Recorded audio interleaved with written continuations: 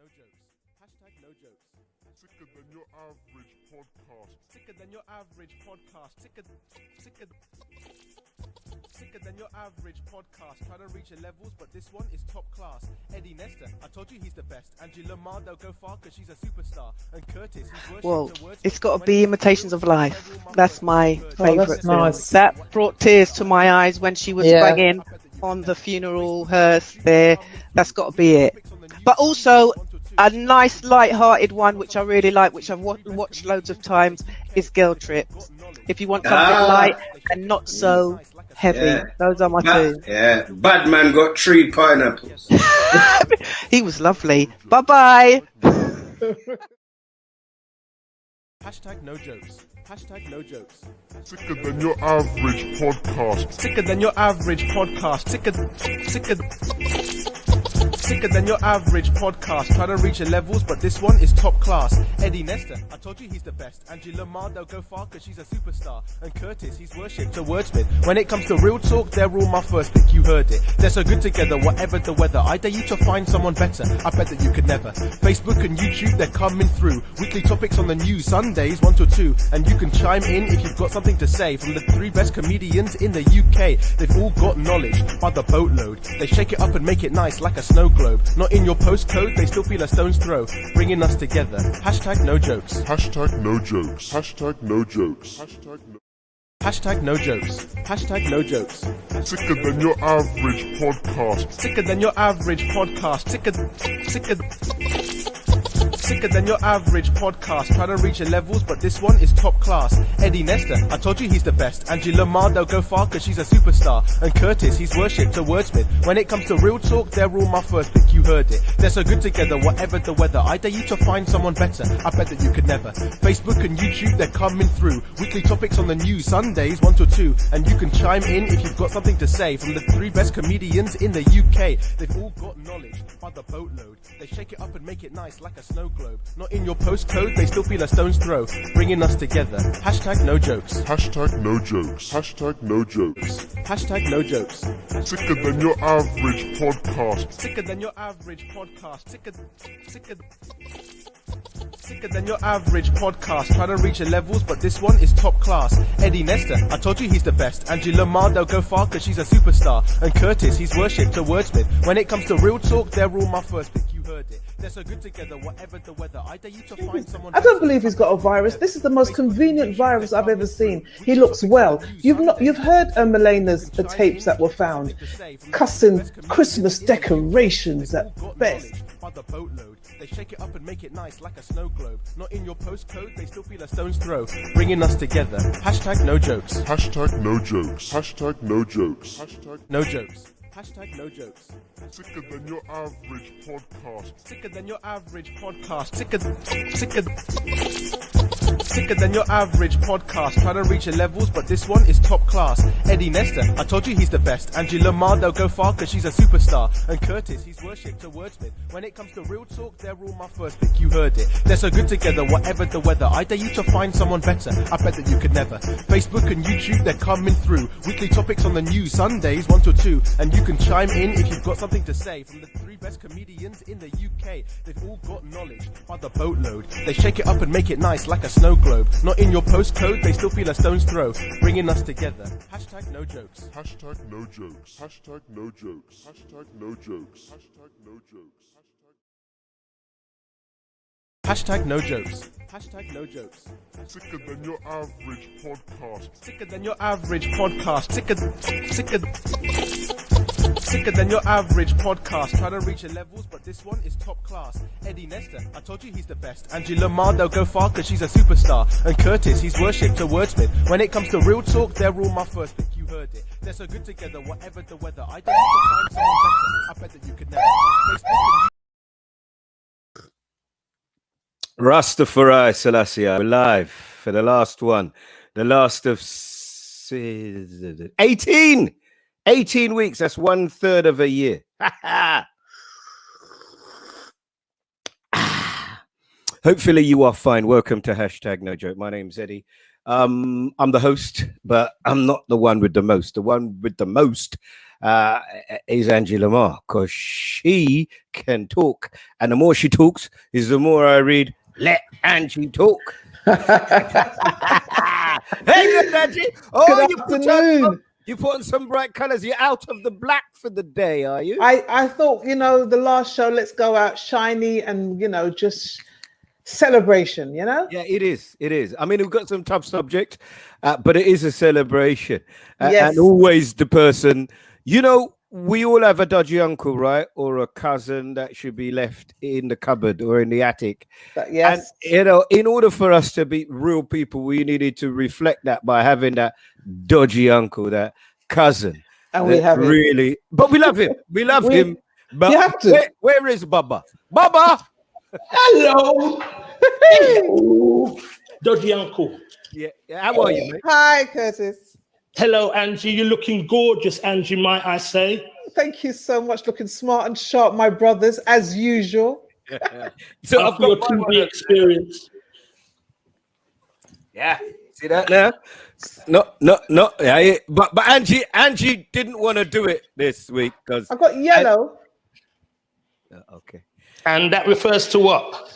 Only God knows. Rushing straight, as you say, God, rushing straight from work. Smile and nod. Straight from church. Smile and nod. Smile and nod. Okay, so we're giving thanks to the high. Yeah? Selassie I. Yes? No Father weapon formed against I and I shall prosper, Hey? The Lord is my shepherd, I shall not walk. Your Sunday school text. Yeah, I just about remember. Curtis was outside smoking in the bike shed, playing kiss chase in them time when we were studying. Curtis, don't look down, look up. Studying. Yeah. You know I'm a doctor as well, right? Of what? Doctor of knowledge. Okay. Right, Kurt, we're going to find out. Back to Tokyo School to receive my doctorate. Yeah. Oh, wow. Yeah. Bishop. Yeah, hopefully you didn't bash the bishop when you were there that time. No, Eddie, I leave that to you, bashing bishops. Okay, so swiftly on. Sorry, yes, we're moving swiftly on because this is there are people watching it today. I saw people last night said you better watch this and look what's happening. See where Curtis is? He's showing off now. He's there with some people. We're going to get some thoughts from them. Look, lots of the show's going to be a bit different. We're going to let it run today, maybe nearer an hour and a half than an hour. Lots of fun things to fit in, lots of serious things to fit in as well. We've got some community champions to pick up. So thank you very much. As always, we want you to make sure you say what you got to say. Some of the stuff on our list today. 12 years a slave, breast cancer, first wages, Meghan Markle, prostate cancer, songs that remind us of being young, and then we open up the floor. We literally do. We invite you to just throw a subject that you think that we should have talked about. We won't be able to talk about it at length, but we're going to have a good go. Right, enough said. Songs of when you were young. Can we have an age range, please? Because I don't want nobody to be calling Ed Sheeran and all of those things. No, I've already, I've got you, right? And I've got trust issues. I've already been on to the boss and said, I really don't feel like this because Whoopi Goldberg and Kelly Holmes have put us in a bad place. And not that we can't move on, and me and Curtis are bringing up things from the past, but we can't move on. And I just don't want to pull out a song and suddenly we make ourselves vulnerable and then they're looking pretty. Right, let's go. So look at forgiveness. Let's start with, we like to start with the most current thing. I couldn't do it this week because the phone blew up, the text blew up, the WhatsApp blew up, and then it was another one of those. When the police officer got hurt, we spent our time going, please don't make it a black man. We all did. Yeah. And when this story came out, I was like, no, it can't be. Yeah, but it. So if you wonder what we're talking about, it's 12 years a slave. Let me get it up on my thing so I can read it for everybody. There's a guy who works at Pure Gym, and in his infinite wisdom, he decided to, there you go, 12 years a slave workout to celebrate Black History Month. Slavery was very hard, and so is this. The twist to this, one rep. I don't need to read anymore, do I? Yeah. Somebody thought it was a good idea. I've gone back and looked through, because I'm sad, right? I've gone back and looked through his entire history, his family, what people have said about him, the fact that he came up with this idea where he was before and it didn't catch to people's attention. Angie, can you help me to understand the thought process? Because this was a black guy, and this is a guy who's got Black Lives Matters, affirmative stuff through his whole timeline. First of all, what did you think when you saw it? Well, when I first saw it, I thought somebody was playing a joke. I'd read it on somebody's Facebook status, True Powell, and I remember thinking, what's that about? How could that be? Straight away, I thought, who would do that? Because, we keep asking people, who are you working with? Who is your diversity team at your workplace that you go to speak to? And so when I started to read into it, and then later when it came out, it was a black guy, I started to try to wonder what more work we have to do. Because we've got the corona. I wonder if we've got the Coonarona too, whereby we are trying to work out exactly what healing we need to put there. Because you know what? How dumb is that? How dumb is that? In Black History Month, how uneducated are you to think that that would be acceptable, funny, even if you felt that in your mind? Because people have jokes, people have moments in their lives, but when it comes out and goes into the public arena, that's when we have to really worry and think to ourselves, how much work do we have to do as Black people together before we step out? Because we're asking the world to listen to us, we're asking the world to understand us, but yet we're making these mistakes. And I'm concerned as to why we are still making these stupid, unacceptable mistakes. And I know he's apologized, but mate, come on. I wonder, Curtis, because I always try to give the benefit of the doubt, and it's difficult with this one, which is why I went through his history. Whether or not it is wrong, whether we should forgive him. He said sorry. He's written extensively about what he didn't mean to offend anybody, blah, blah, blah. And whether it's wrong, Curtis, do you think, to condemn Pure Gym? Because so many people have said they are withdrawing their subscriptions. They won't swear. This is a black guy who had access to post on their social media. Can we look at this as reflective of the whole of Pure Gym, Curtis? I wasn't sure if he had the franchise or it's just something he could run this class. It's a PT. It's horrifying how the language he's using. And in this time, as Andy said, this is where your head goes. In the way to market a fitness regime, you're going to work you out like how slaves worked out when they were running away. So he's going to have you on the treadmill and be whipping you on your back as you're jogging. Was that the plan? It's outrageous. And I don't know how that got through Pure Gym's social media profiles or whatever. I think that you have access, Curtis, and you could post stuff about, no joke, I'm not saying that we're big, but you could, and then me and Angie sit and go, oh, hold on a minute, Kurt, that's not really reflective of what we think. It is, I mean, maybe I played Okay. but it is entirely possible. He's just a personal trainer. Yes, he's an assistant manager as far as I could work out. Well, then he's in the system, isn't he? If he's assistant manager, that's Pure Gym, right? Yeah. And this also goes to say about when you employ people, sometimes when we think about the people who are going to bat for us, the people who are speaking for us, the people who are in diversity, has the whole black heart. Sometimes they don't. Sometimes they've got their own issues and their own agenda, and we don't know if they're. That's why we don't know. So careful when we talk about us as a collective, as a group, because we're so unique and so individual. As much as it would be ideal that every black person thought the same, there's so many. Which is what I always say.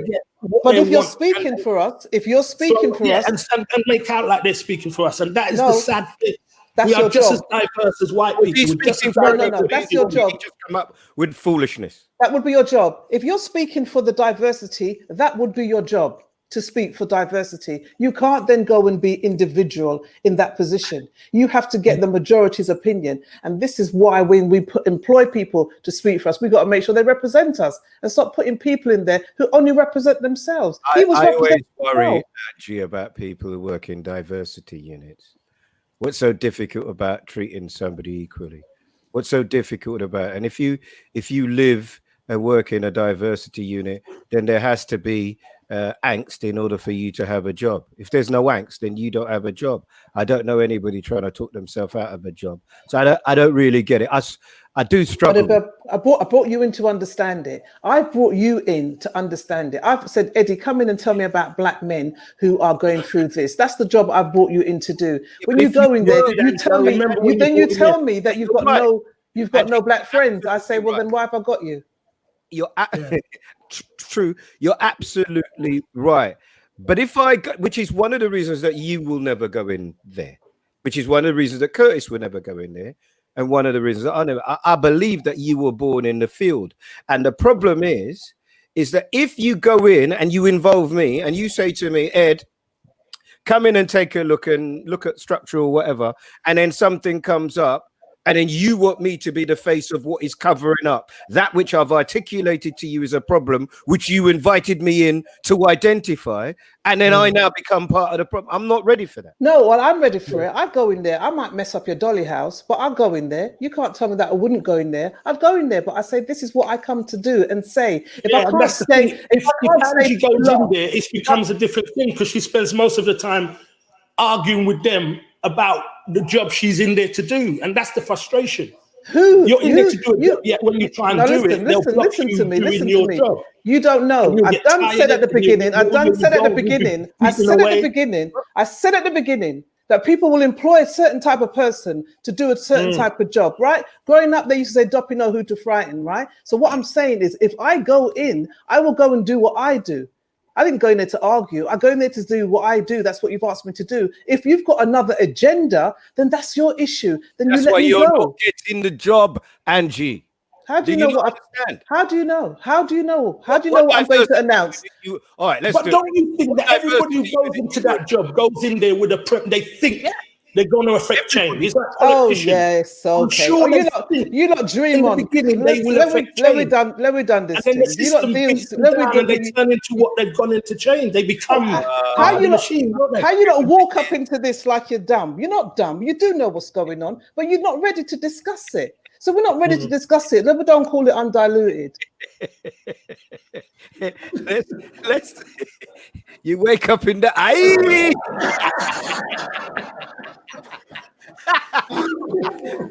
The thing is, we had to, I just got to tell everybody, we had to sign a pact in about week 3 that no matter what happens, we love each other. We can fight, we can argue, but because there's a lot of togetherness. That's a big statement there. But it's important. But huge. As I've always asked for with this, is of the people, for the people, undiluted. Say what you're going to say. There are 3 people with skin like rhino here.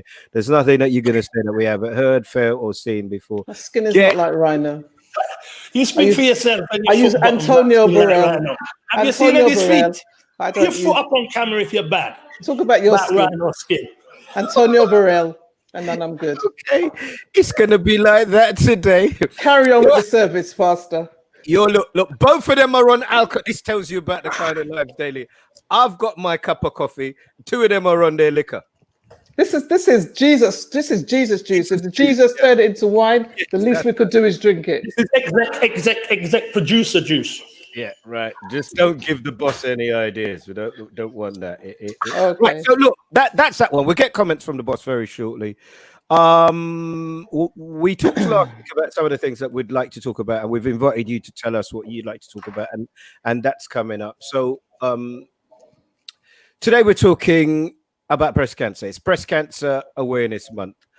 I really do need you to get involved. I do need you to ask questions.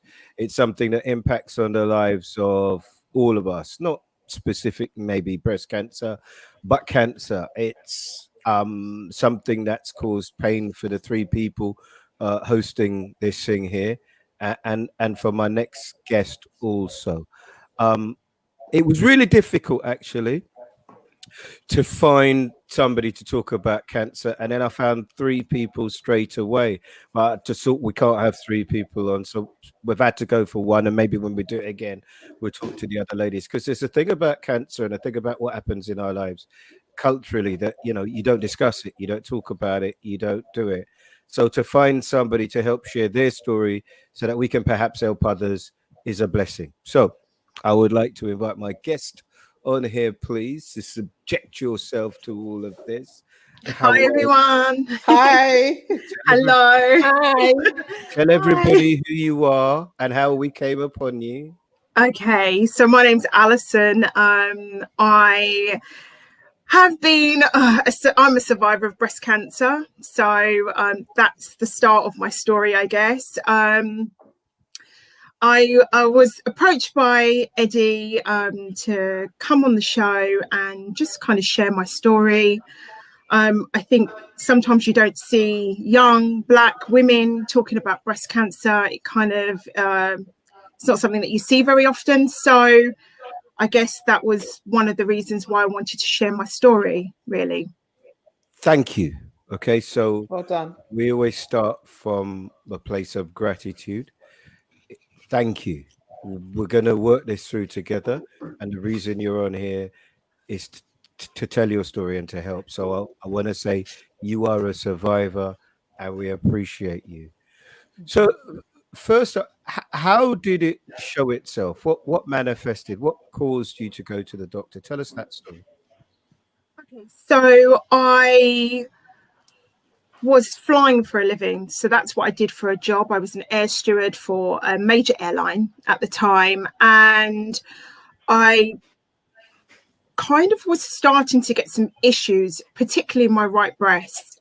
It was like a burning sort of, the hot area that gave me problems over a period of time. And I kind of was like aware that it wasn't right, even though women's breasts do kind of change in hormone cycles and that kind of thing. But somehow this felt different and I knew that. So I went to my GP and I said, well, listen, just check me over, see, if there's anything, any unusual things going on with my right breast. And she did that. She couldn't feel anything. And actually, neither could I. I couldn't feel the lump, as they say. So I just basically went home and I was like, okay, well, let's give it 2, 3, 4, maybe even weeks. And let's see if there's any improvement. Maybe it is hormonal because of my age at the time as well.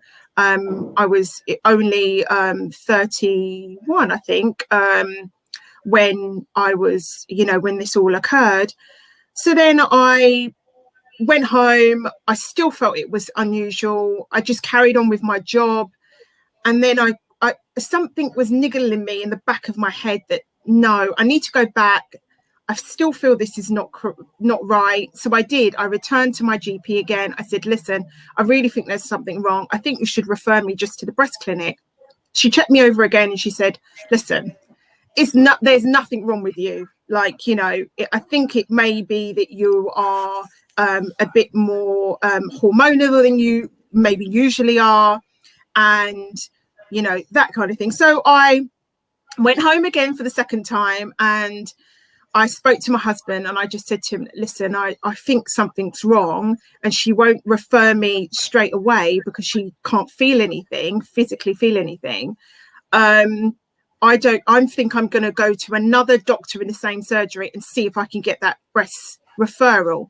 So that's what I then did. So I went to another doctor and then I said to him, listen, I think that you should just refer me. Please just refer me. And if it's nothing, it's nothing. So he did that. Shortly after that, I got a biopsy appointment, which basically means that they take a section of or a testing of your breast tissue and they scan you and just have a look. Even the gentleman that was doing the scan and the biopsy on the day said to me, you're young, it's probably hormonal, it's probably benign, and yeah, it's probably nothing. I can't really see anything that really presents itself as breast cancer. Well, 2 days later, I got the phone call. Come in now, we need to see you. Well, I knew as soon as you get that, then you know that it's not going to be an easy journey from that moment on. So that's how the story started, really. That's how my journey started. So the two things that come from that, which Angie's been talking about on this pod for a little while, is as a woman, particularly as a woman, you've got to listen to your body because you know how your body functions. And the other one would be to not think that because you are young that breast cancer can't impact on you. And in fact, even if you're a man, because there are, I think, up to 300 cases a year of men who have breast cancer. So you go to the hospital. How did you react to the news? And yours was a strange one, wasn't it? Yeah, it was a strange one because once. All right. Wow. Okay, so when they sat me down with my husband that day, they just tell you straight. They don't mince their words. They're very direct with what's going on. And then they tell you how the process is going to develop from there. So we sat down that day. The consultant then said, yes, you have breast cancer. What yours is called ductal carcinoma in situ. And that basically means that we know the scale, the 1 to 4 of cancer. Mine actually comes under the pre-1. Just as because it was caught so early, basically, because I was told on the day that if I'd waited another 6 months, we would have been having a completely different conversation. So they knew that I was going to lose that right breast. They then said to me, you can keep your left, but you are definitely going to have to lose your right, because by the scans that then happened, they knew that it was 15 centimeters wide and 5 centimeters, 15 centimeters long, 5 centimeters wide. So it was a very large area. But cancer had touched my family previously. So I wanted to remove both breasts. So that's what I then went on to do, was have a double mastectomy and remove both breasts and go from there. You say cancer had touched your family. How? So my younger sister, I had one sister, but she was diagnosed with cancer when she was only 8, and then she had a leukemia, and we tried desperately to save her. It was the most traumatic experience of my life, as you could imagine. Anyone that's ever been through that type of loss. She was my best friend, my absolute everything in my life, and I lost her, and we lost her fast. She was diagnosed, and then she was gone within 9 months, which was just a complete blow to all of us, actually. So cancer is a bad. Sorry for interrupting you. Cancer is a bad thing for anyone, but when you've already had it impact you like that, I'm just interested in, have you thought about, you looked at yourself, how did you receive it? Was it your husband who took in all the information? Did you think you were gonna die? Yeah, because all I'd known was people had, well, my sister had cancer and that was it. You know, we hear the horror stories from the time anyone hears the C word, that is, you know, cancer. You know, everyone thinks, well, that's kind of like, how do you survive that, you know? So I had a feeling in the pit of my stomach, like, how am I going to get through this? How do I revisit this pain all over again? The hardest part was telling my mum, because she'd lost a daughter and I was the only one that was left. And we are tight, and we are the glue together. We are codependent, as people might say, but we really are. We hold on to each other very, very tightly because of our experience. So that moment, having to tell my mum, was probably the worst moment of my life, that at that particular time, because I knew and she knew that sometimes you don't survive, and the alternative is that you lose people, you know, but some of us do. So that's why I'm here today, to say that it's not the end. You know, we are survivors and it's not the end. And when you actually have had cancer touch your life, it kind of puts things in perspective. You know, Alison, I'd like to say, first of all, sorry for your loss and thank you for sharing your story with us. And I think what's so important about your story is that you trust your instincts and you went back and you kept going back, because sometimes we know something's not right, we feel it's not right, and we trust a doctor. But the fact that you went to another doctor and had the courage to do that, because sometimes in those places it could be quite intimidating. And once they know you're going against them, they kind of set you up in a way that makes you feel like you shouldn't. So I'm really proud that you did that. And it speaks to so many women that if you trust your instincts and something's not right, keep going back. Even when they make you feel uncomfortable, keep going back. And thank you for sharing your story, because so many people need to hear it. And especially is that you're a young Black woman, because people think it's an old disease. It's not. So thank you. And also thank you so much, Angie. And also the misconception that it's hereditary. My sister, I lost my sister to cancer, but my mum has sisters. She has 3 sisters. My grandmother, my aunts, my great grandmother. There's no history of breast cancer in my family. None. Anywhere. Why did you decide to tell your story? I'm not sure, but looking at you, I'm guessing this isn't a conversation you have on public forums all the time. Why did you agree? Okay, so I think that there may be a lady out there, or even a gentleman out there, that may feel that maybe it's not cancer, but they may feel that something's not right. And they have been told, no, it's absolutely fine. Like you said, Angie, you trust the doctors. They're in a position of authority in that setting. You feel, you can only push the point so far. And that's the reason why I wanted to share my story today, because I feel that you know what's right in your body. You know what feels correct. You know what could be wrong. They're not inside you, so they don't, and what's the worst that can happen? You go, you get tested, and it's nothing. Brilliant. And I think just thank you for sharing as well. But that thing about people listening to their bodies, and this is something women do so much better than men, because most of the people I know who've had cancer, women have felt it. They've felt something not right, and they're willing to go and push it with a doctor and say, well, hang on, just test me. Men tend to not be as pushy. Even if we feel something, we think, oh, we'll walk it off, or it could be.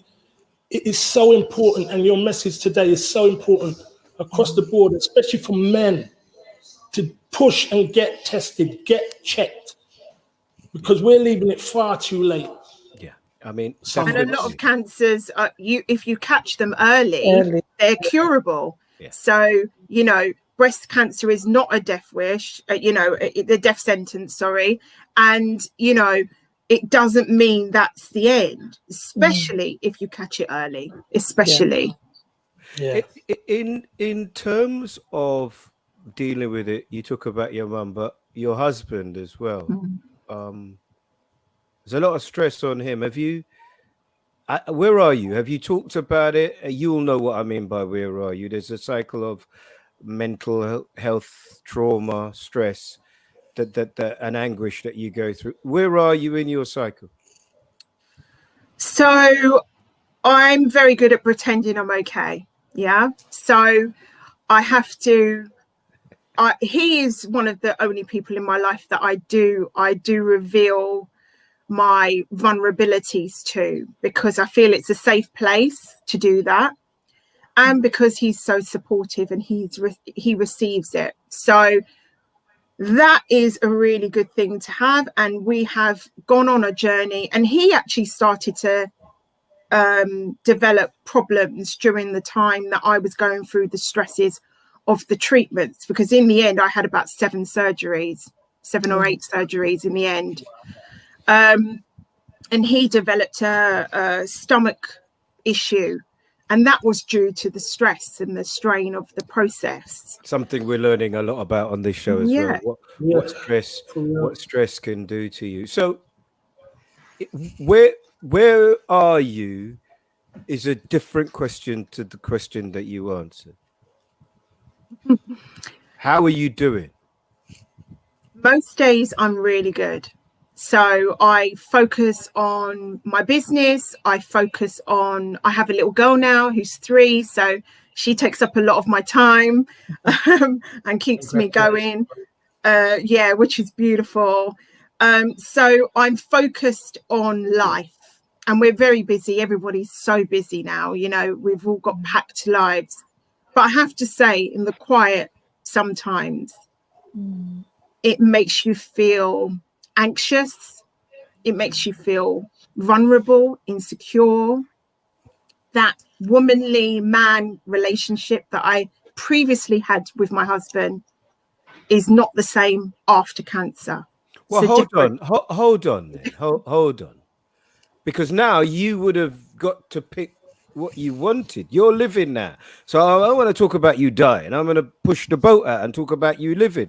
Don't you get to pick what you want? The size, the shape, ain't that what you go for? Yes, absolutely. But it's not the same. So there's very fundamental differences. Okay. Fair enough. And it also depends on how many surgeries you had and the reconstruction and that kind of thing. You know, everything was removed. Without being so graphic, for me, everything was removed. Okay. So there's no kind of things like that. So obviously it's not the same. So, but we have to focus on the positives. I mean, absolutely. I've told you this when we had our 5 minutes. I mean, because you know, people like me are prone to being miserable anyway. But you have to, otherwise, you know, you got a 3-year-old, you got a man, a husband that loves you, you got a magnificent mother. We could talk about what we haven't got, but to talk about what we have got in God's blessing, it's a brilliant thing. Let me ask you one final question, and again, thank you for doing this. How did you feel when they said it's gone? The strangest feeling, because you are solely focused on getting through the process. So you have your surgeries and you have your appointments all set up, and then all of a sudden that's it, and now you're living with the aftermath. And that's where mental health, I guess, comes in, because there's a sense of anxiety there. And oh my gosh, is it going to come back? So that I think is really common around anyone that's Alison, it's only when I started talking about, I thought it was just me. I phoned Samaritans. I wore black clothes for 18 months. I was on the stage with Robbie G, and God bless him, he used to carry me. I was standing on the stage trying to make people laugh, crying inside. And it was only when I started to talk to people like you, I realized that that's what a lot of people who have cancer think. As soon as they tell you it's gone, what do? Tell everybody what you do. So once you cry, I guess. Once they say it's gone, you cry. You cry. You cry the tears of relief. You cry the tears of joy. It's like a bundle of emotions. You're like, you know, it's like a huge bundle of emotions, and it is a mix of feelings and relief and elation of that you've got through it, but you're anxious and anxiety comes into play, and that's when you have to really work on your mental focus. And for me it was throwing myself into business. That's what it was for me, and I I tell you what, you do, you live out loud. Yes. You party harder than anybody else. Yeah. Drink champagne. You're not afraid to spend a little bit of money on yourself. You know, you go, really girl. do. You go, girl. Yeah, exactly. Tell us about the business, Ali. Tell us about it. So I started my business during the process of the surgeries. I dived into my own business called Toothbuckle. And I wanted to do something that was linked to health and well-being, but wasn't literal. So I had an issue about keeping my toothbrush clean, especially when traveling. And I found that there was only just plastic alternatives out there that were kind of like did the opposite, really harbored bacteria.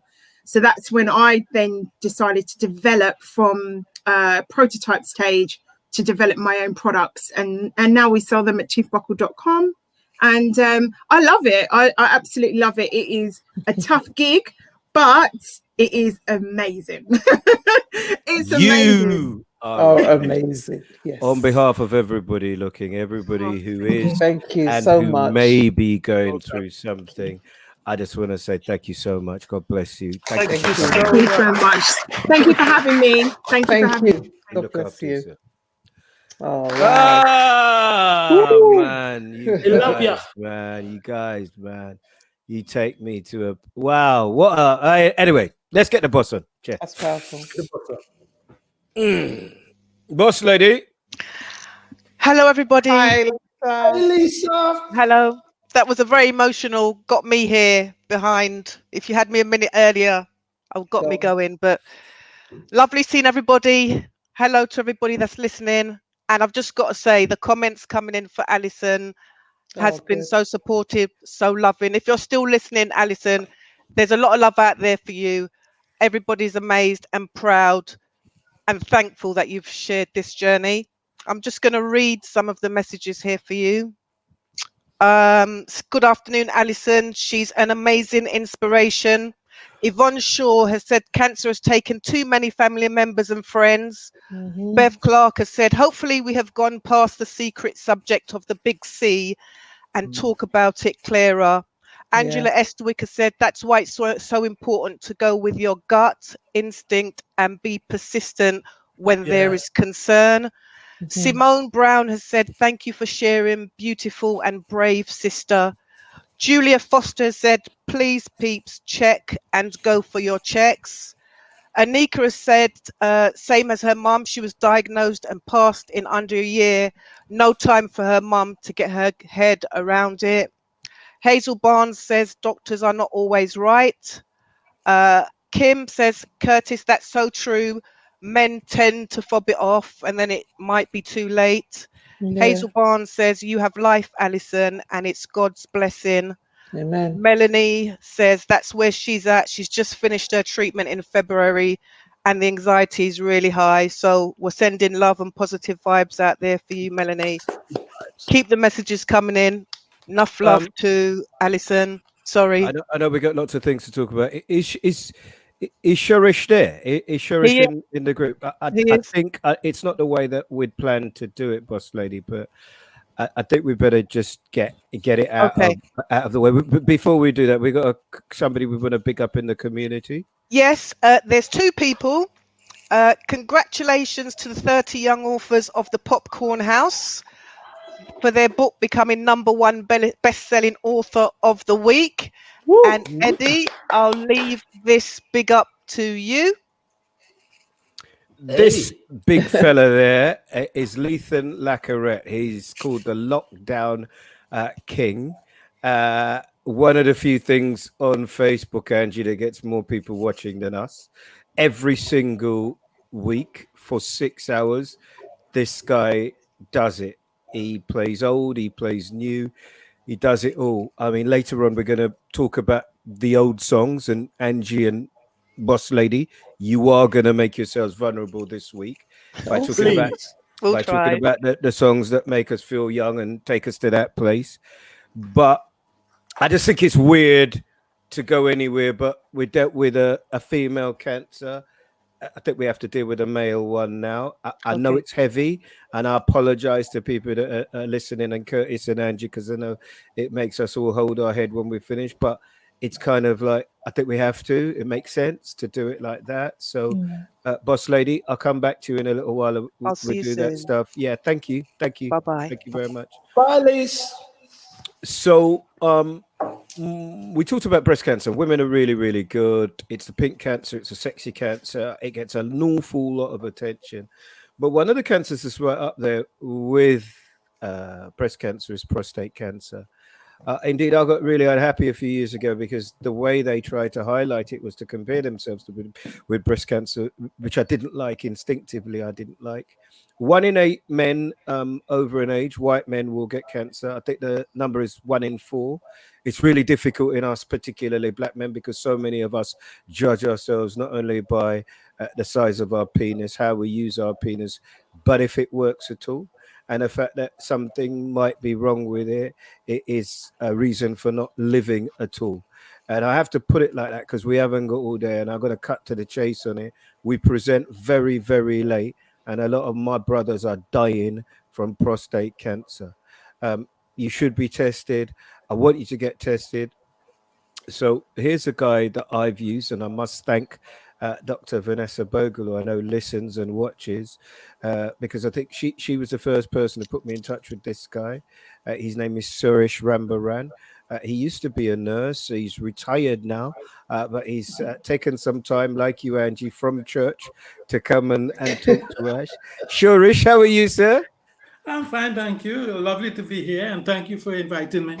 Praise the Lord. You know, we talk a lot. Shurish, he doesn't get Shurish doesn't get our sense of humor, Curtis, and he will smile and nod a lot. But I don't care. He's just the most fantastic, honest person, read this, that I've ever met. Now, years ago, Curtis, I didn't realize this until one of the executive producers, Ord, reminded me. You were part of a campaign, weren't you? How does this subject touch you, Curtis? Well, let me just say my father was diagnosed with cancer, prostate cancer, and eventually that wasn't what killed him, but But it's always harder for men to talk about these issues. And that campaign I was involved in is probably 12 years ago. And I don't know how much easier it's got for men to talk about it. Because, most of us well, you wouldn't know, Eddie, but most men with hair go barbershops and we have that kind of conversation. But we're not talking about checking and have you been tested. I've got a friend who goes to his doctor on a monthly basis and he gets examined. Part of me thinks that's too often, but I think he enjoys getting examined, right? But we have to go and get tested. And that's what the campaign was about, just raising awareness for men. You heard earlier on, women do it. Women check their bodies. They feel the rhythm of their body isn't right, and they do something about it. Men, we feel the rhythm isn't right. We think we're going to train it off or walk it off or drink it off or smoke it off. You've got to go to the doctors. Don't be afraid, especially in these times when everybody's nervous about going and getting checked up anyway. In Corona times, it's even more important. Shurish, give us some of the numbers. I know you're a numbers guy. Before I annoy you and ask you all those questions that you've heard for 30 or 40 years, give us some of the numbers, the imperative on this, Shurish. Well, right now in the UK, there are over 49,000 men who are diagnosed with prostate cancer. Recently, prostate cancer took over as the most highest cancer. It took over breast cancer as being the most diagnosed cancer in the UK. So it's a very important thing that we take seriously as men. Too often, as Curtis was saying, we bury our head in the sand. We need to take responsibility for our health and get ourselves checked. 1 in 4 Black men is diagnosed with prostate cancer. And it's very important to know that and the symptoms and to go check and your rights about getting checked. So one of the things about getting checked that we go through all the time is the flow gets weaker as you get older, Sharish.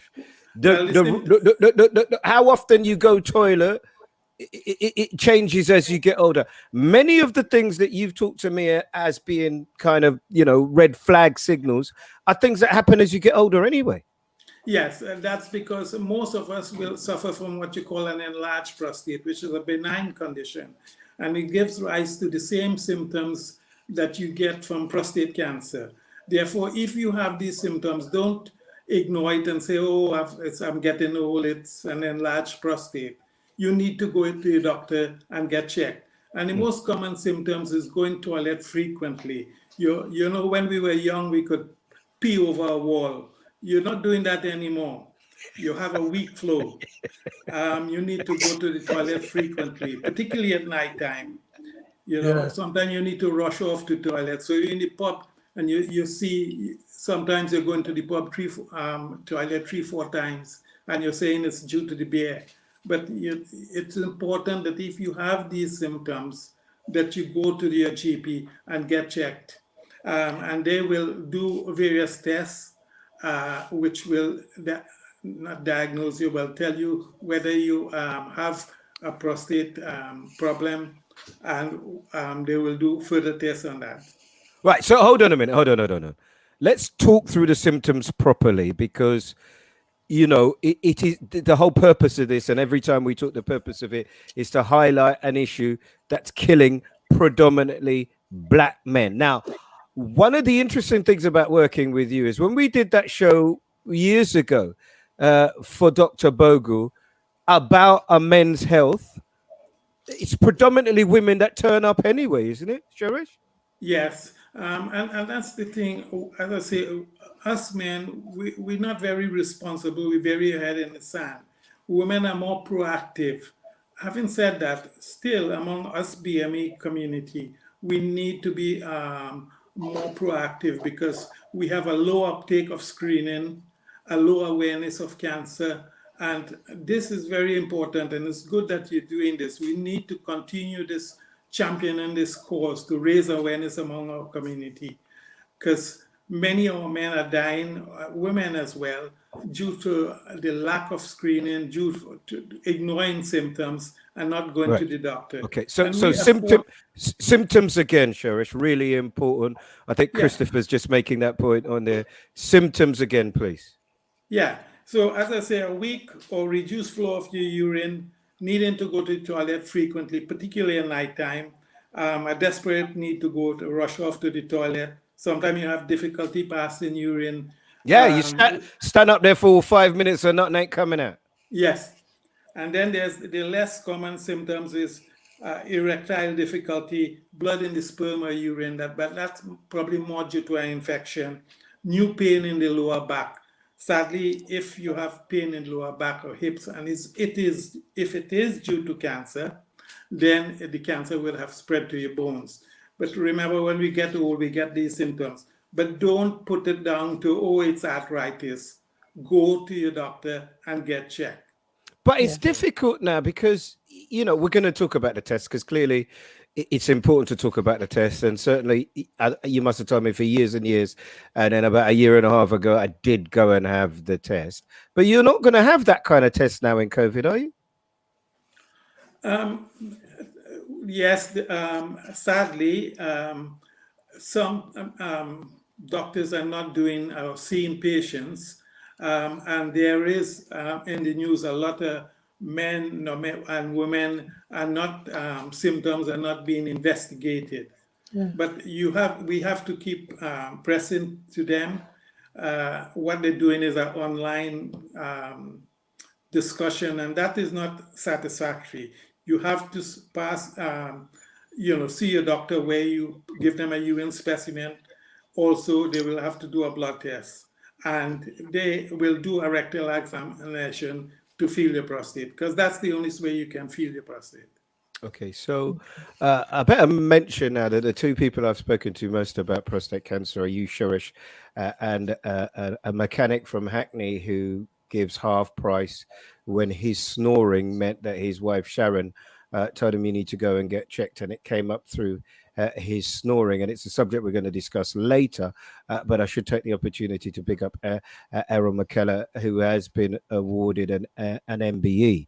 But we are going to talk about awards later, so just bear with me a minute on that. The test itself, you know, Okay. nobody now push them on up in my bottom. Me nah take that kind of thing.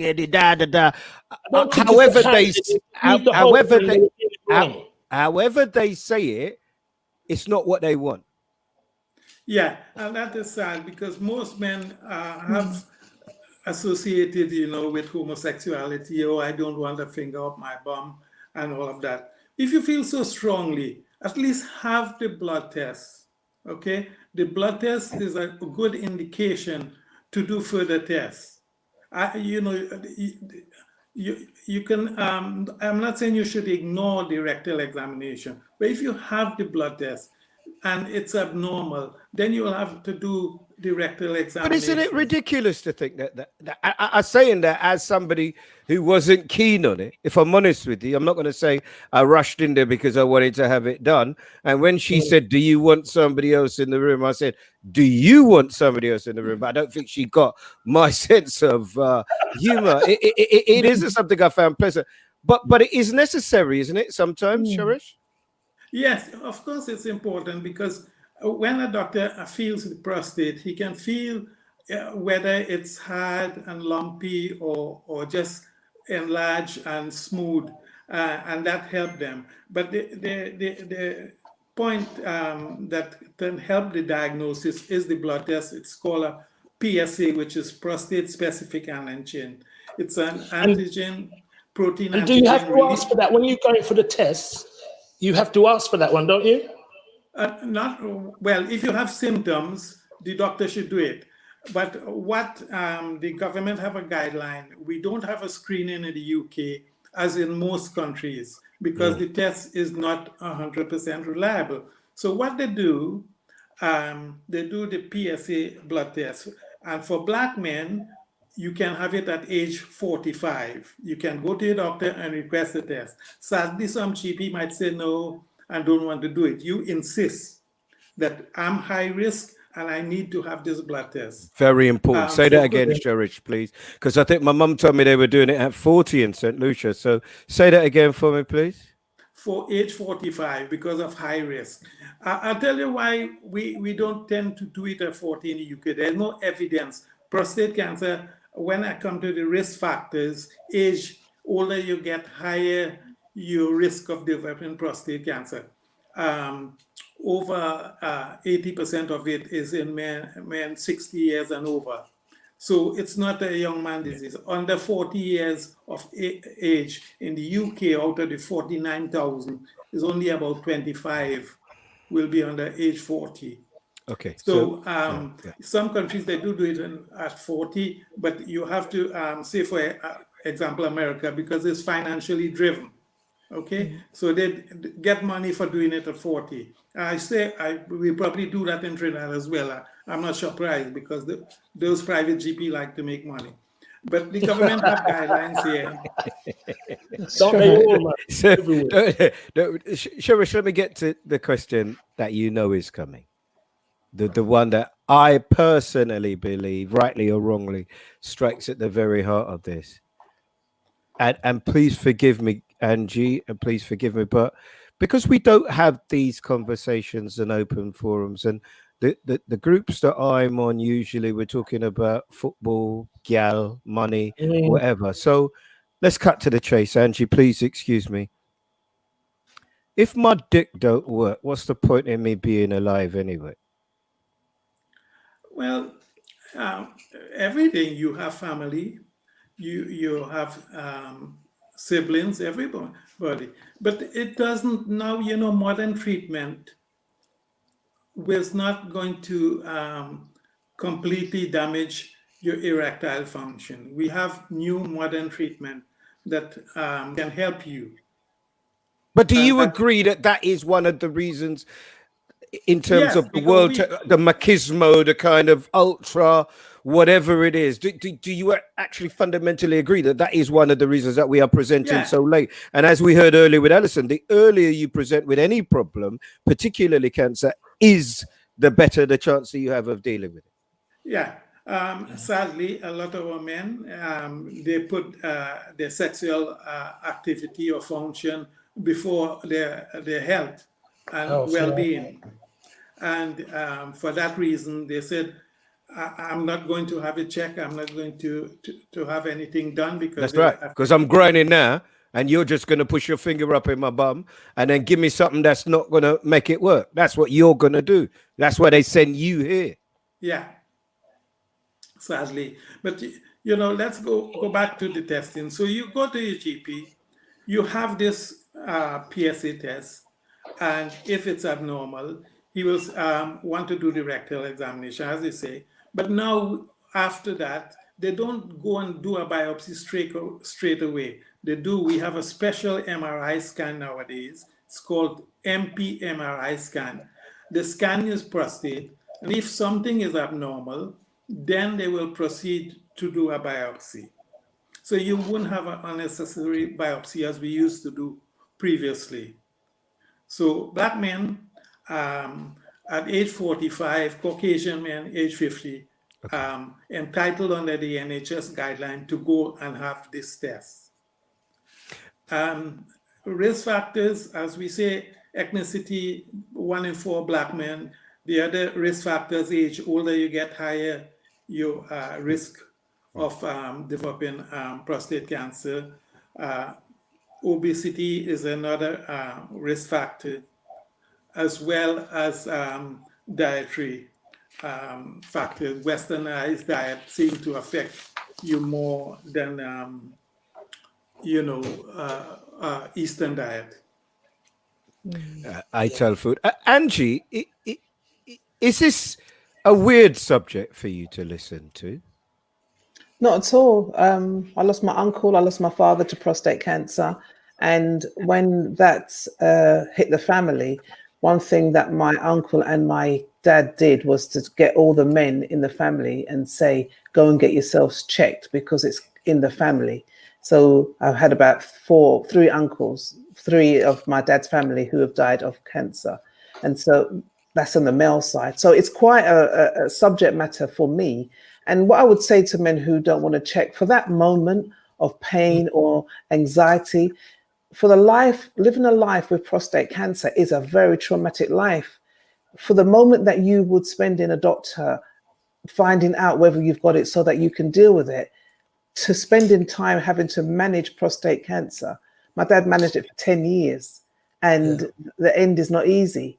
So it's not worth trying to be strong and have the ego out of place when it comes to your health.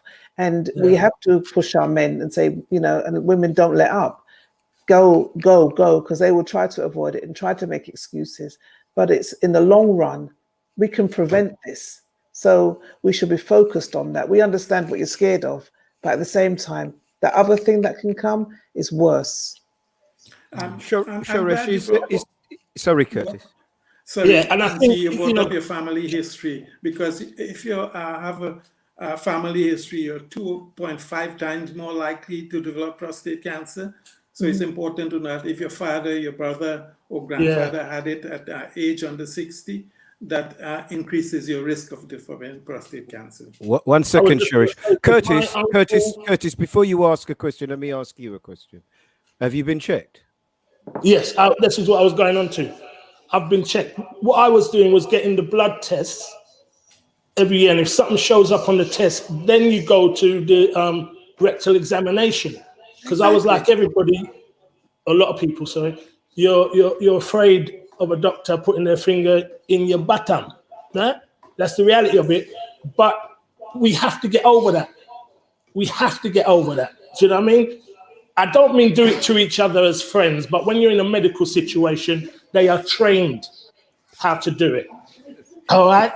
Don't be asking your friends to do it. That don't make no sense. But we have to get over it a bit and just You're wrong. Push ourselves a little bit and You're get it done. all kind of wrong. Yes, Eddie, because my father went and my uncle went, as everybody was saying, it is in my family, so I've got to get checked. Yeah, you know, and men will look at women when they have to go for a mammogram. That is very painful compared to a regular examination. And when they go for a cervical smear, that is even more. You know, they have to put the legs up in the air and have a scalpel inserted to get the thing. And us men, a scalpel? A scalpel? Well, you know, the swab. Swab, sorry. A swab. Cherish, they're a little different. Might I tell you, those two, a scalpel and a swab, are just a little bit different. Yeah. Sort of exaggerated, maybe. But you know what I mean. I'm just glad it isn't you doing the rectal exam. Jeez. A rectal exam, it's like passing poo. It's not that painful. It's like you're going to the toilet. You know, and the doctor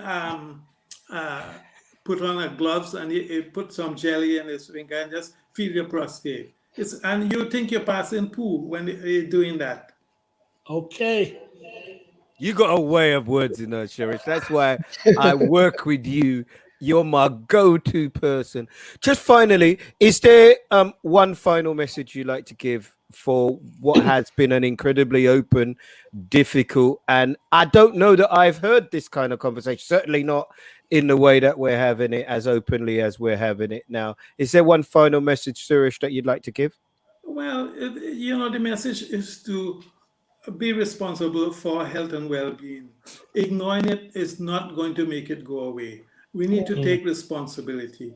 We have one of the best healthcare system, despite its faults in the world.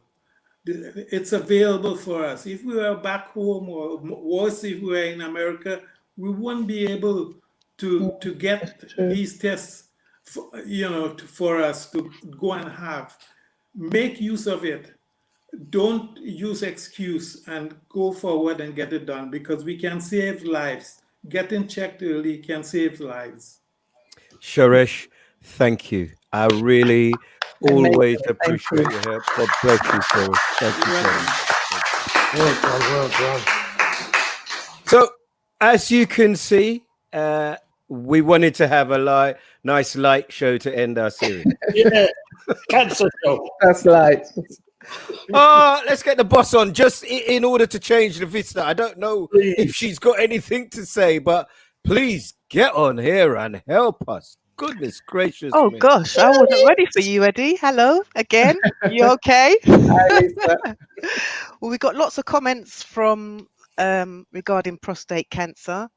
Yvonne Bella Blake says, check them jewels, fellas. Andrew Roach says, another fear for a lot of black men is the rectal examination, which is what you were saying. Angela says, it's time to take away stigma about prostate cancer. Let's be honest, there is no shame. Norma Robb says, men are afraid of the loss of sex drive, but women would rather have their men alive than dead. Please get checked. The earlier you get it sorted, the quicker your sex drive will return.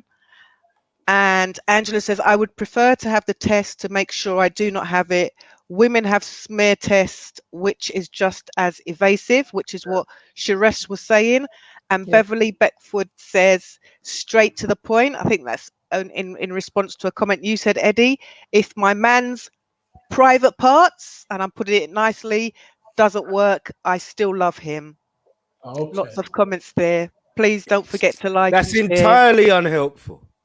It's true, but it's entirely unhelpful. What, you're going to love me even if I can't grind you? It's going to make me run and go and have the test. How does that You see, the point about this thing is, I refuse to have these conversations unless we have them honestly. That might be cool for you as a woman. As a man, that's not making me go to no doctor. Yeah, but if you're going to have your breast, lose your breast because I'm not going to go and check my breast, it's the same thing. You can't make it sound like you're not going to. It's the same. It's the you same feed thing. children with your breasts. I make life with mine. Mine defines who I am, how I feel, what I do, where I swing it, So if you how still I use it. if you still want to use it, then you've got to look after it. That's the message that we're trying to get What across. I want to know is how long hasn't it been working, Eddie? You sound like Lisa is saying the words you want to hear. What do you want her to say? What do you want Lisa to say to you? It's okay, Big Daddy. It's okay, Big Daddy. Well, I'll take the fifth on that. Guys, just check. Make sure you check. It's important. We're losing people, and people are scared of this test. And if they get that test right, they can survive. It's a real situation. I don't think we should undermine that. I don't think we are. No, but I don't think a man is cooker, right? A man is not defined. A man is not defined by that. A woman is saying, but you're not a man. You're not a man. Men feel they are defined by their sexuality. Okay. Maybe I'm not explaining myself properly. I'm passionate that this subject is on the agenda today. I wear my badge when I go out. I understand what it does, but the types of conversations that we are having here and the types of conversations I have with people who have prostate cancer are very, very different indeed. And what I'm saying is I am trying to, maybe mistakenly, but to explain to people some of the reasons why people tell me they are not going to have the test. Now, if they are wrong, then we have to at least tackle why they think that. And me still loving you because you're still a human being is not a reason. You understand that having a life, thinking about the responsibilities, the people who love you, what you can still do, and the fact that you should not be defining yourself by that. You understand what I mean? Well, and that's the only reason.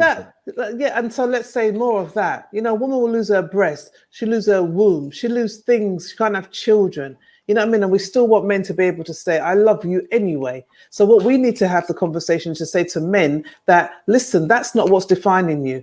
I want you and I need you. Let's get this sorted. And I'm here. And that's it. And that's what we should be saying. You're there and you're supporting. But men having conversations with men trumps all of that, Ange. It trumps anything your woman said to you about, don't worry, baby, it's okay, baby. Until we get to a point where men are comfortable talking to men. What men say to you and what they say at home will always be different. What women say and what women say in front of people and say at home is always different. Some men might say that to be brave, and then they come home and they say to their partners, how do I do this? So, you know, it's not always barbershop. They're not the same thing, Angie. Absolutely. What we're trying to get across is that men just have to communicate with men. I get it. If you can't perform and you can't get hard anymore, get some medical advice as well, and don't feel that defines who you are. Absolutely. 150 women say they don't mind. There are 50 women who say, why, you can't do nothing? Come out of my bed. You shouldn't go in there, Curtis. Shouldn't go to that bed. Shouldn't go to that bed. But he's already in it. What does he do then, Angie? Help him. You love him. He's in the bed. What does he do? I can only encourage you. I can only say to you that this is more than that. If you don't want to believe it, there's nothing more I can do. But I can say to you, we can go down this road together. We're going to be in this together. You know, if a woman's going to lose her breast, must that man leave? We just spoke to Alison. That man was there supporting, took the stress until it made him sick. It's not the same. If it's not going to be the same, then we might as well go on to the next subject. Then. No. You're not going to the next subject because this one is about me and my men. It's not.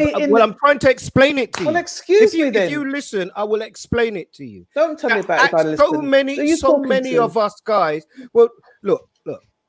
We will move on. But I can only tell you, we are dying today. Where's my whistle? We are dying. Yeah, and we want to prevent that. We are dying because we are not. You are fantastic. The boss lady is fantastic. You are supportive. This, for one day, for 1 minute, this one is not about you guys. This is about me and Curtis talking to each other.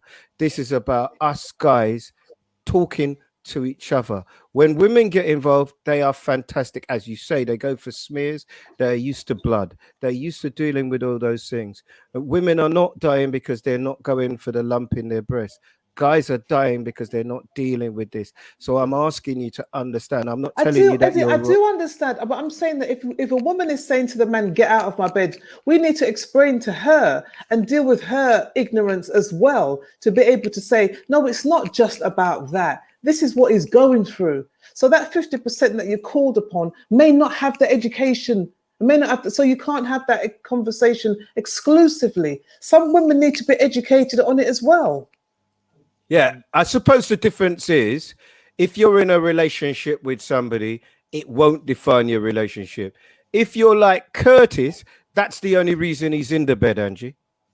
Jesus. So And he ain't wrong, Angie. Sorry. just He ain't right. wrong. Okay. Lisa. Lying, but Lisa, Boss lady, come save us. help us.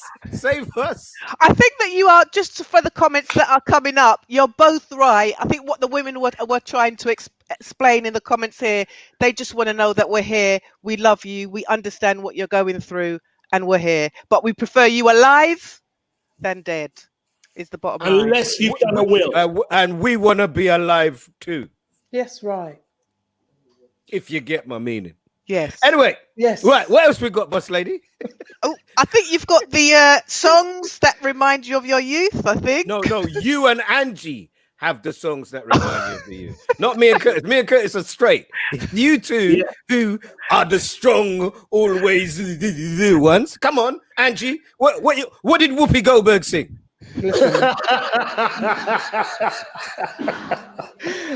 What's the question? Then I can give you the answer. Yeah, you're trying to do this thing, and you're doing it in a small space amongst small minds. So And you can't do a song from Sister Act. Right. So what's the question, boss lady? Songs that remind you of your youth, and I'll start quickly so I can move on. No, you're on now. You're not going anywhere. Please. Oh, really? Okay. We might as well just go through all the points and questions that people have, and we'll find out who's with Curtis and everything. Okay. Yeah, please. The song that reminded me of my youth was Michael Jackson's Thriller. That was the first record I bought. What year was that? What year was Thriller? It's not. I'm not really. I was young, and he was older at that time. It's not a Kelly Holmes. Where did you and Eddie meet? Did he used to come to your school outside? He did actually. Oh, okay, that makes sense now. Right, Angie, come on then. Same question to you. The first record I bought was my favorite song was Emotions, Best of My Love, and I bought it at my school in a jumble sale. Really? Yeah, Best of My Love. I can't even remember the first song I bought. Sing it for us, Angie. I don't know it. You got the best of my love. The first song you bought. You bought that song was the first song you bought, Angie. She just made it up, you know. I swear on my life I did that. Hey, listen, we've got a good one here. Anita Baker. You can ring my bell. Ring my bell. My bell. My ding dong ding. It's not Anita Baker. Ring my bell. Gail says it always and forever. Anita Ward. That was Anita Ward. So what was yours and Curtis? Yeah. Huh? I don't What's yours and Curtis? I'm gonna tell you mine was He's Googling it. Chuck Berry, My Ding-a-ling. Yes. Of course. I want to play with my ding-a-ling. Yeah. If I'm honest with you, I can't really tell you mine because we used to have a karaoke set and I tried to get Kat and Robbie to play it. And they said, don't do it, Eddie. You keep pushing these things too far. You have no limit. People don't get your sense of humor. And I did. And Kat and Robbie were right.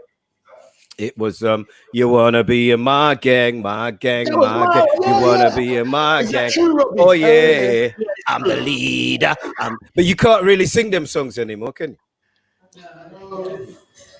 Not considering Gary Glitter's gang was very different. Because I believe I can flatten. No. Can't I sing them. believe I can touch. You can't do and those. I'm not getting rid of my R. Kelly collection. Is that wrong? Yeah. Look, we've got some good ones coming up here. Right, we'll keep doing them. But boss lady, while we're on, some of the questions that people have been asking us, because I can see we haven't even got to Meghan yet. Why do they hate Meghan more than they embarrassed by Prince Andrew? Prince Because- Andrew can't even take the picture with his daughter at the wedding. And they're cussing Meghan, the most trolled person on earth. I don't get it. I think it's because we know why it is, because how dare she come into the royal family and decide that this isn't good enough for her. And as far as they're concerned, I think that Harry wanted to get out of that family because there was a feud between him and his brother before this.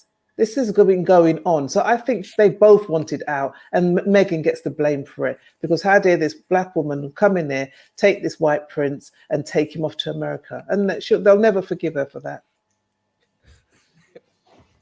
Bye-bye. And she doesn't care. Go and enjoy herself. Exactly. I don't think she cares no more. She's happy. She weren't checking anyone that looked like Curtis, so that's cool with me. Yeah. Right. So we haven't said Johnny Nash. Go, Johnny Nash. Rest in peace. Because that's Tears like on my pillow, pain in my heart, and heart. on my mind. You're Big man. tunes coming out of here. Yeah. Warrior charge, Carolyn's. Lion. Sorry. Right. Keep it. Where the questions? We lost control now. You made the show too heavy, boss lady. Sorry. Do you want me to do the Fast and Furious section? Sorry? I thought we weren't talking about that anymore.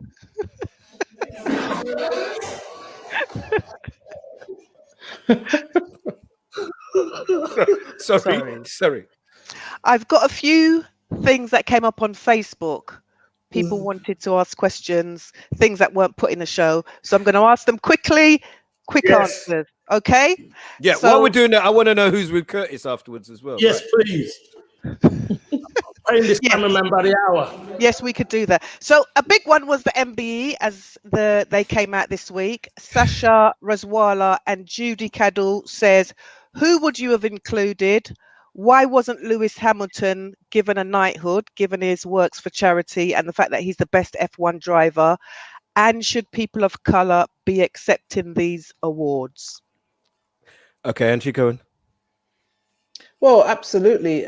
Someone like Lewis should have been acknowledged for the great thing that he's doing. And I think that he's so underplayed for what he's doing and how he's standing up right now in this climate. And that might be one of the problems for them, the fact that he's standing up, how he's standing up. Black people taking the MBE, I think it's a choice thing that some people feel that it opens doors for them. People think it changes their understanding of who they are, and it works for some people. Some people don't want to take the MBE because of the empire, and I respect people who do because that's their journey. I respect people who don't because that's their journey too. So for me, the empire has got some history that is difficult to accept, and I think there's change that needs to come to the empire, and I think that needs to be taken away from the MBE, and that needs to be dealt with. Yeah, absolutely. And congratulations to Marcus Rashford, because I've got him as one of my kings for the work he's done in feeding young people. Yeah. And he was given an award, and all the other people I totally accept. I interviewed Benjamin Zephaniah this week, and funny enough, it didn't come up, but yeah, he's the most famous person of color that turned it down. Right, Curtis, who's with you? Oh, you've turned the mic off. Okay, we'll come back to you in a little while. You tell me when you're ready, Curtis, and we'll do that. I'm looking at some of these songs coming in, boss lady. There's some fabulous old time songs. Me and Angie gonna sing some of them. Well, you got Johnny Nash. Yeah, we've done Johnny Nash. We've done Tears on My Pillow. And I can see clearly now. Yes. One Nation Under a Groove. One Nation Under a Groove. Yeah, that's the only bit everybody knows. Nothing can stop us now. You are my one temptation. She's in EastEnders now, isn't she? Go on. It doesn't. I thought, whoa, go on, Misha. Lucian girl. Miley Culture, police officer. Officer, don't get bad, give me producer. Yes. Isn't that a funny song that he sung that song, and then how it all worked out? It's just weird when you see art imitating life or whatever it may be. What a fantastic talent. Elvis, well done. Hey, fatty boom boom. Angie, in your time, can I ask you, not using that song to say this has taken me anywhere, what's the best chat up line that's ever been used on you, Angie?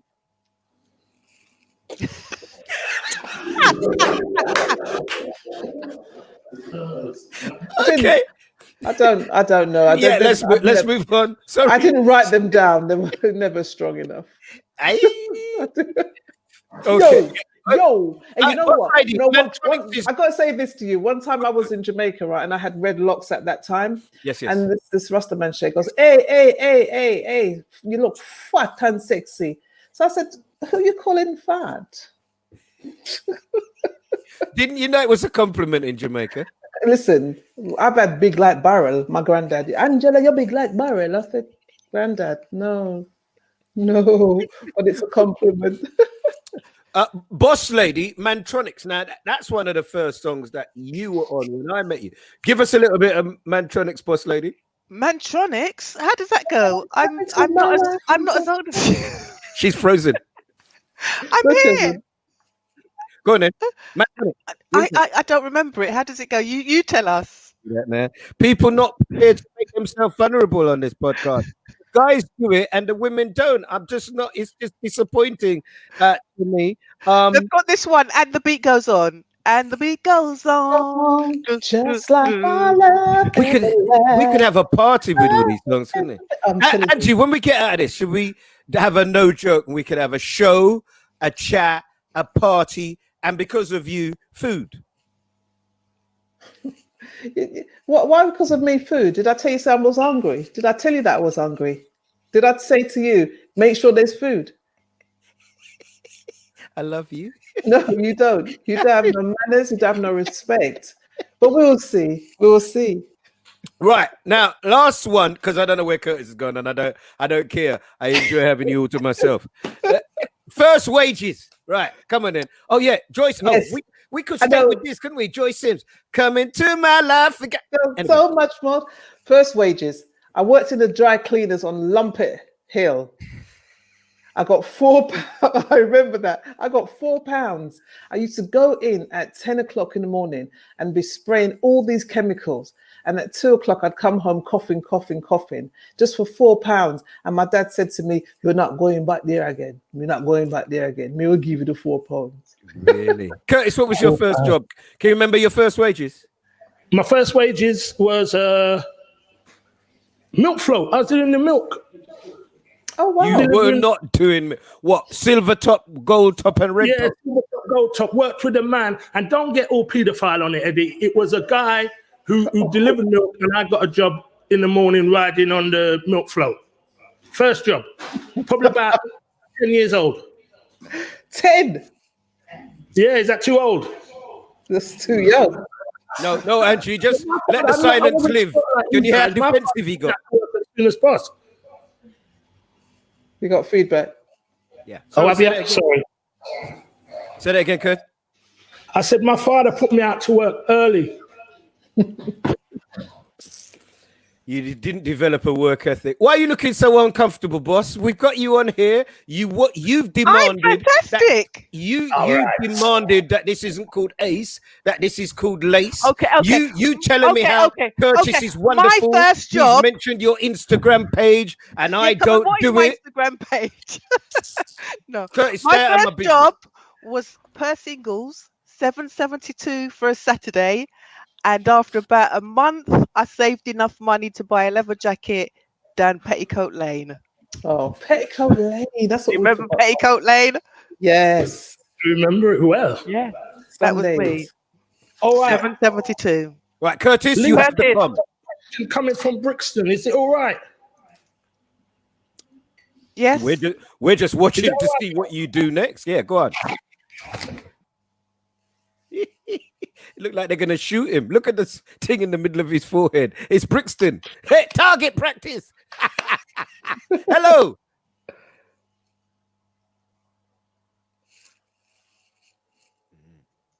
Yeah, that's Brixton talk. Yeah.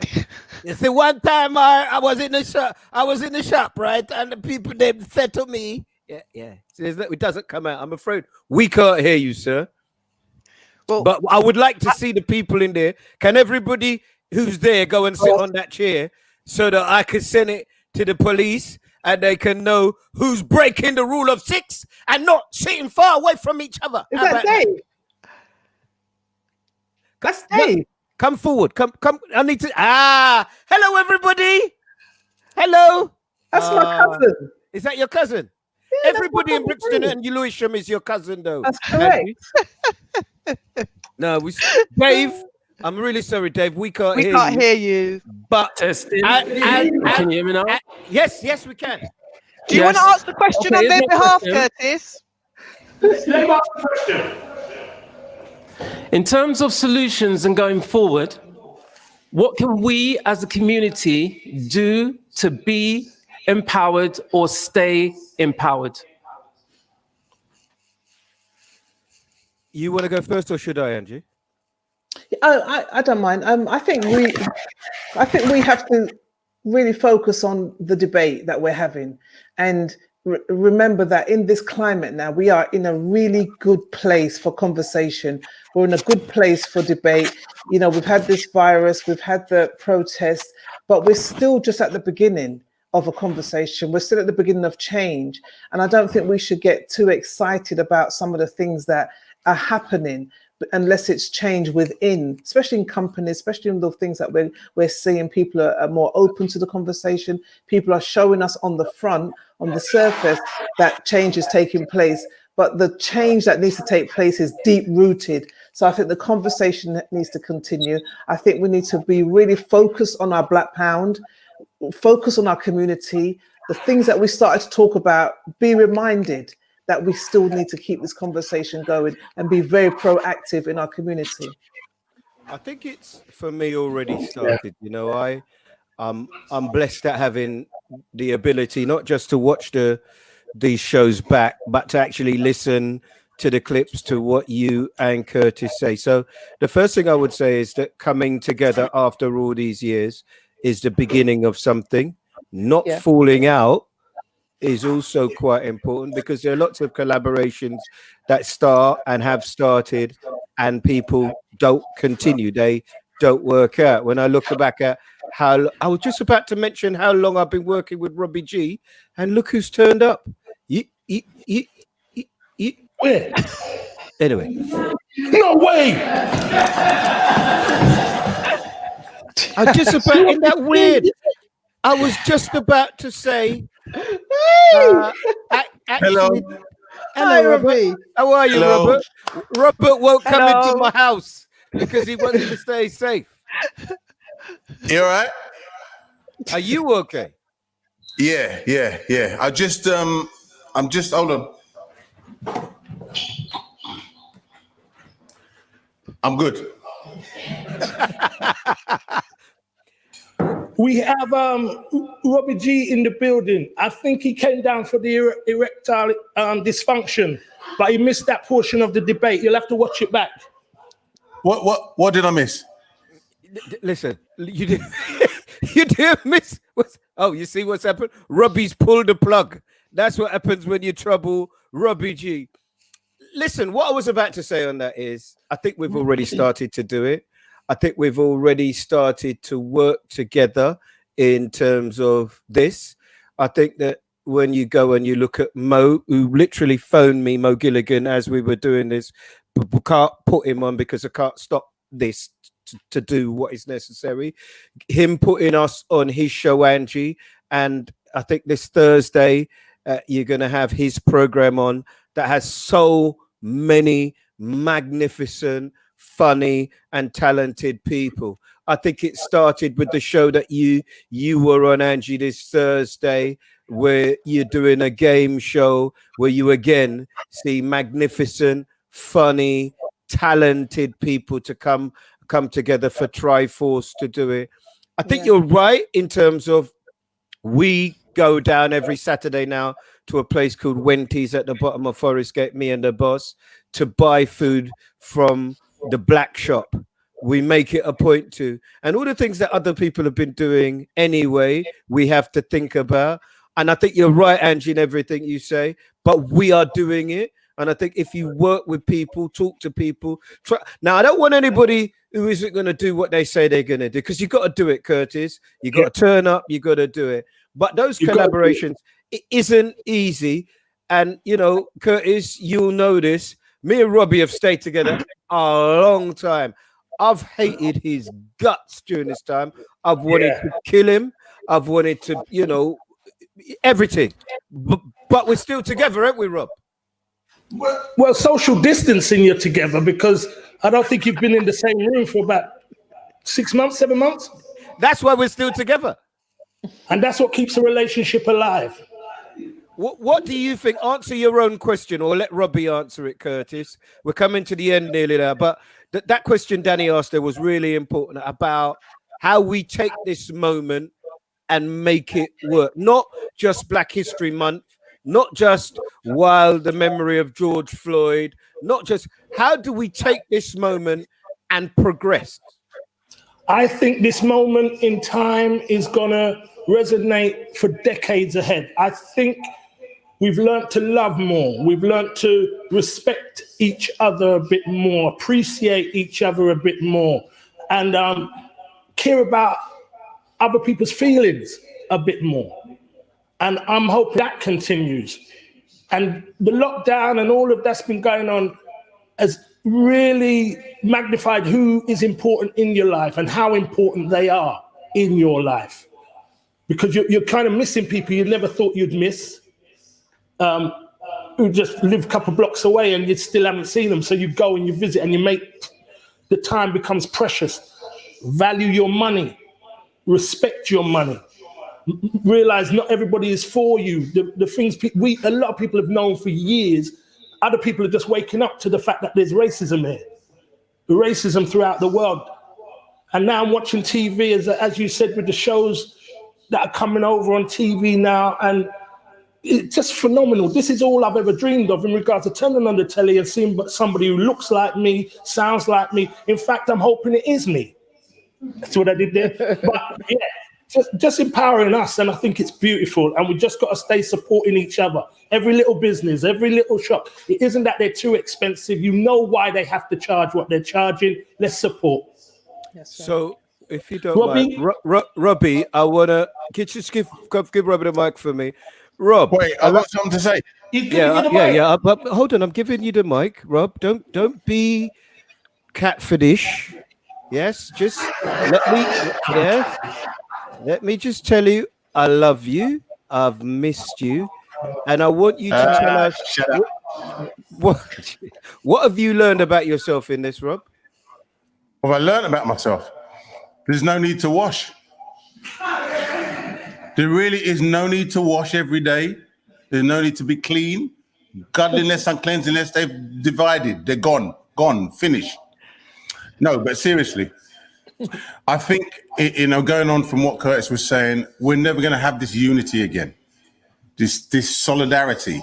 We're never going to have this moment again in our lifetimes. So we have to now take that opportunity and run with it and never, ever, ever let it go. Because us olders, not you, Ed, because you're still 29, right?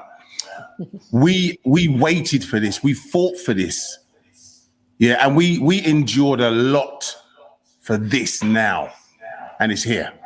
So we might be tired, we might be weary, but hopefully the generation coming through, I know they don't quite get it, because as far as they're concerned, they didn't have to endure it like we did. So as far as what they had, they just took it.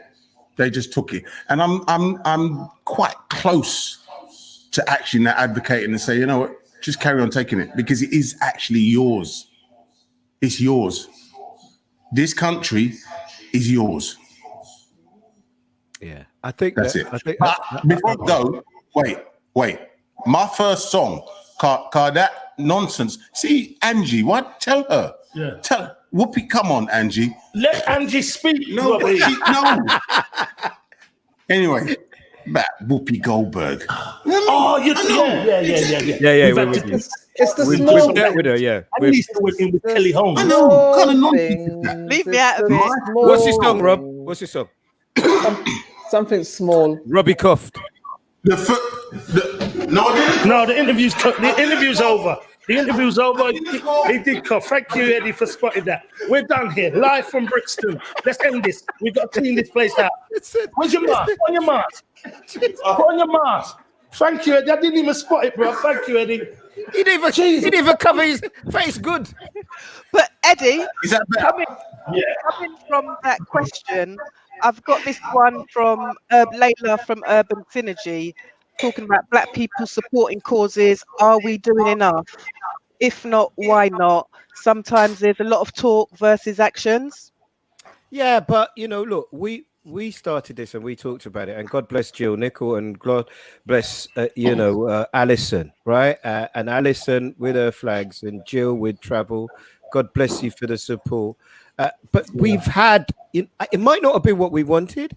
It might have been I could say to you, loads of the people who told me, "Oh, do it, we'll support." I can't see their name. Loads of the people who said, "Do it, let's support." I can't see their picture with a t-shirt. But I don't want to be in that moment anymore. I want to be in the moment where we celebrate what we have.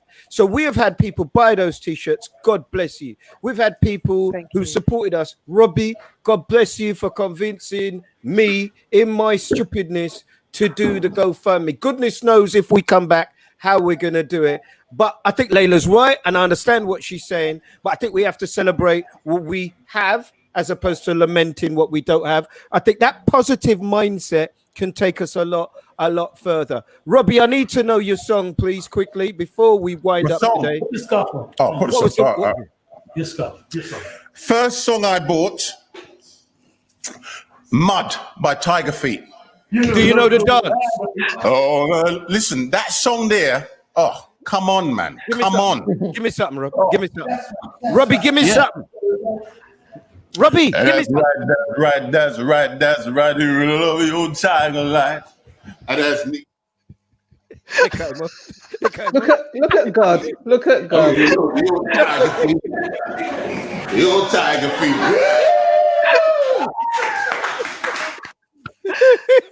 What a wonderful way to end it. I love you, Rob. Curtis, God bless you. And a special thank you to Ord for allowing you in, and to all those people that took their Sunday. And, when we come back, and we have to sit down and have a chat next week about if we come back, how we come back, when we come back. But certainly, please say thank you to those people who are with you and tell them that we appreciate them. Thank you. Thank you so much. Thank you so much. God bless you. Thank you. We really do appreciate it. There are lots of ideas about what we can do, how we can do it, and we will process those. Robbie and Curtis, God bless you. Angie, I'm going to be talking to you in the week. Is that all right? Who are you going to be when I talk to you in the week? I'm available. Angie has left the group. God bless you. And Boss Lady, thank you so much. Thank you so much. Thank you. So, look, I mean, we got pressured and people said, look, make it a little longer. I know the beginning was heavy. I'm sorry, but I'm not sorry. I think breast cancer is so important. I guess wasn't she brilliant? And then Shoresh coming to talk to us about prostate cancer. And Robbie, thank you. Great seeing you, my brother.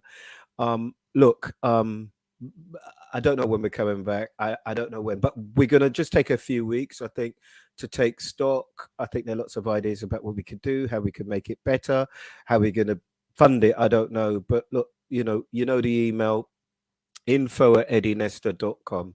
You know the email. So if you've got an idea, if you'd like to see your product, if you'd like to see us big up what you do, if there are subjects you want us to talk about, if there are ideas that you have, we try to argue that it's for the people of the people, no holds barred. There are so many conversations that we have not had, so many different types of areas that we haven't been able to touch. I would hate to think that we're not coming back, but any help you can give us, any ideas, technical, financial, spiritual, then we are up for it. I need to say a special thank you to the Media Mafia, to Naya, who's gone off to university but still working, and very much to Stephanie for the fabulous work and the brilliant ideas. I'm hoping to increase the team. Actually, I'm talking to a few people who have phoned me using technical language that I just don't understand.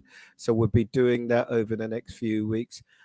Please, there's a game show on with Jimmy. Angie is in it. Judy Love's in it. Look out for that. Mo's got his show yesterday. Special thank you, of course, always to the boss. And last night I did this thing that just reminded us, it just reminded me. There's a 22-year-old boy who won Best Actor in the Black British Theatre Awards. He won the award, and he said 18 months before he was in Brixton prison, and that he was saved by people who came to talk to him, inspired him, and put him in play. And now today he was voted Best Actor. He cried as a roadman when he picked up that award. It's never, ever too late. So please, let's work together. Let's inspire each other. Thank you for your support, and God spare our lives. We'll be back very soon. Take it easy.